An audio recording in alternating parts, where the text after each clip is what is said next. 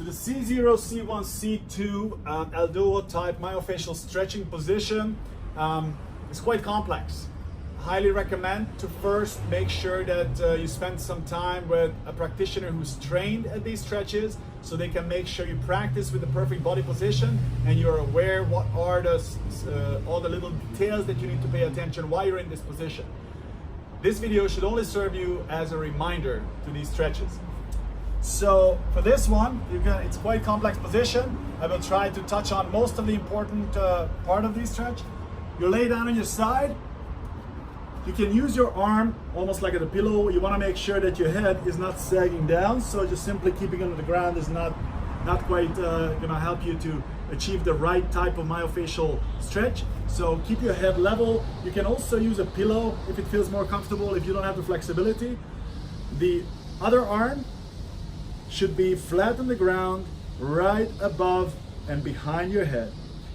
Now when you're in this position, watch out that your lower back does not come into an arch. So keep always a flat lower back and a flat mid back.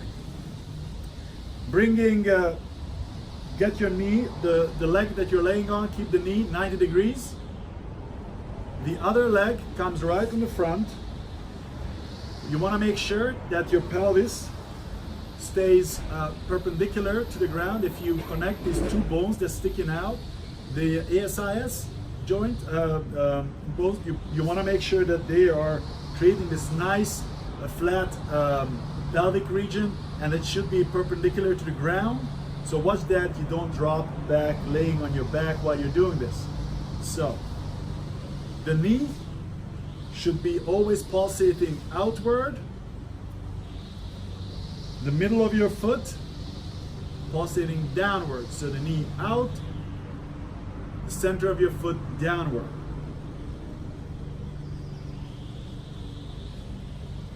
Watch that your lower back doesn't come into an extension. Keep everything flat. At the same time while you're doing this, I won't be able to talk while I'm doing this. What you want to do is you want to look downward and you want to stick your tongue out as far as you can. And actually, I'm sorry, look upward with your eyes. Stick the tongue downward and look with your eye upward. Have your eye roll back inside your head basically.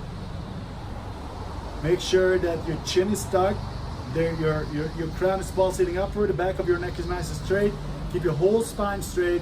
Your the coccyx is pointing downward, so you're continuously extending your spine while you're in this position.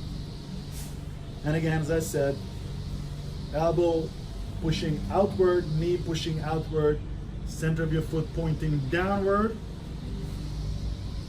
and tongue sticking out, eye upward. Holding this position for 1 minute and then switching sides, obviously. Holding this for 1 minute, practicing it regularly will create more mobility in your cervical spine. And keep in mind, these stretches, a one-off practice will not do much for you. Regular practice will create more mobility in different segments of your spine.